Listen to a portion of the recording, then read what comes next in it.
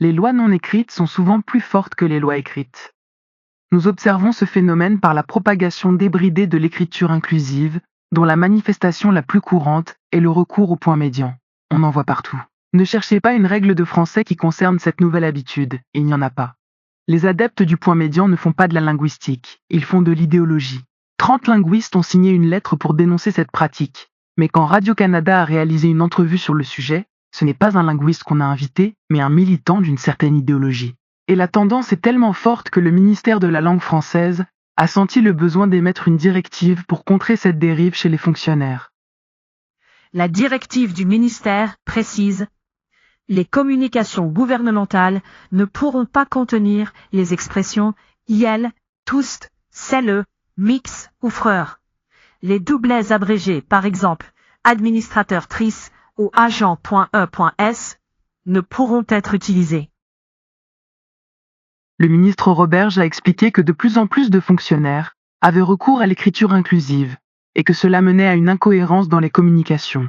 Oui, vous avez bien lu, de plus en plus de fonctionnaires. C'est bien là le nœud du problème. Pourquoi cette dérive semble-t-elle si attirante pour tant de personnes?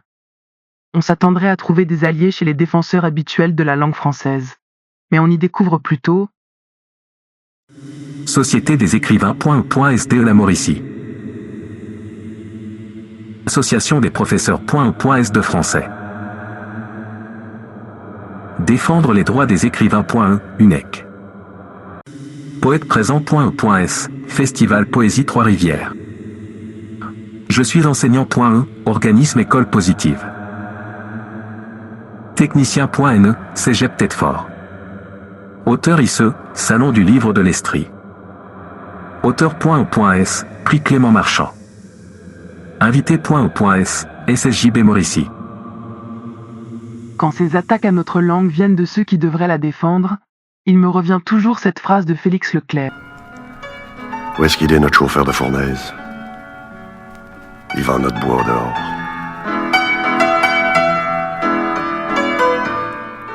Claude Mongrain, Saint-Alexis-des-Monts, Mauricie. Note. Pouvez-vous imaginer l'effet si un auteur dramatique écrivait en .e.s?